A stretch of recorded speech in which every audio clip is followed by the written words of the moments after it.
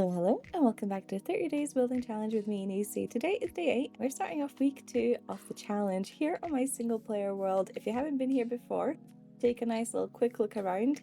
I love this place. And this is the spot we're going to be working on just now. This is my wool farm, and this is my super cool creeper farm, which is a big sword in the middle of the ocean. I love this thing, but we don't have a proper place to appreciate it. So let's build some sort of a park here, I think. Really make use of those cherry trees and create something that's nice and cozy to sit on here and just stare at the giant sword. Let's go! So something that might be worth pointing out here in the world if you haven't watched the last play before is that I have my area sort of separated into seasons almost. So this is sort of my autumn corner, and then obviously the snowy bit is all wintry and Christmassy, and then this section over here coming out from winter on the other side is spring. It's sort of like anti-clockwise, and this is sort of more summer with, you know, the sniffers and stuff. It's very loose in concept because some things don't quite pan out, like the wheat farms in spring are questionable, but I do use a lot of cherry blossoms in this area, so that's something I want to tie in.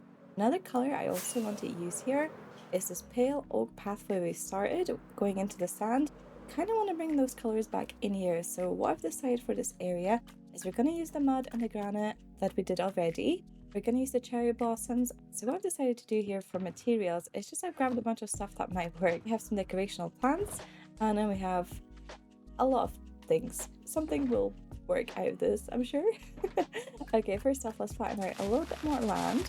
All right, that's good. We have a nice clear view of the sword now. Now I want to build out some sort of pathway that goes over here, and this entire area is going to be a little park. Oh, I really like this color scheme for the path. When you have the pale oak next to blocks to have a bit of red in them, it really draws out the pink inside of the pale oak. That's gonna go great with everything that's cherry blossom here in this park. Now I think it looks a little bit messy when I put this straight next to grass, so I'm gonna add a little outline, and I think we're just gonna use this polished granite. Put a border around the path in now, and I have a little transition here with the cherry strip logs. And I actually just had an idea that it'd be very smart of me here to actually create a little bridge over this section so we can connect it up to the path over on this side. So it's bridge time.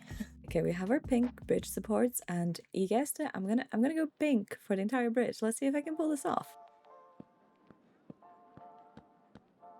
Now that's a nice simple bridge, but it does look a little bit boring, so let's add something at the top of it. Yeah, okay. I did mean it when I said simple. We have a couple of pale oak details here with stairs, trapdoors, and the fences here for the supports.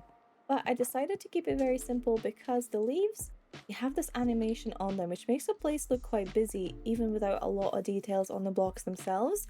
Plus, the stairs actually have a lot of sort of visual noise. There's a lot going on with the stairs, so really wanted to keep that simpler.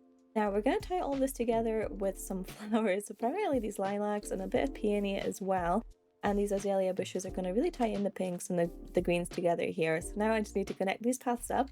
And I think another big thing I need here is a couple benches and maybe some lampposts as well. Oh, the sun is coming up, and take a look at this place, guys. It looks so good. It looks amazing during nighttime, but it looks really good during the day as well.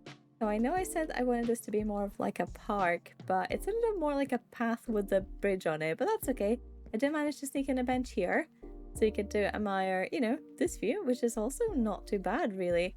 But here is our bridge. It doesn't lead anywhere just now, but eventually we'll connect this up, and I love the look of this thing. It is very simple, but you know, that's on purpose, and there's a lot of pinks here, which could potentially be a little bit too strong. I know not everyone is as big of a fan of pink as I am, but I actually think this kind of works. It's pink, it's in your face, but it's not enough to be very off-putting. if that's a good way to phrase it. It's just there, it's concentrated to that one spot, and then it slowly blends out here with the granite and the pale oak and a little bit of those flowers as well. So I am happy with this.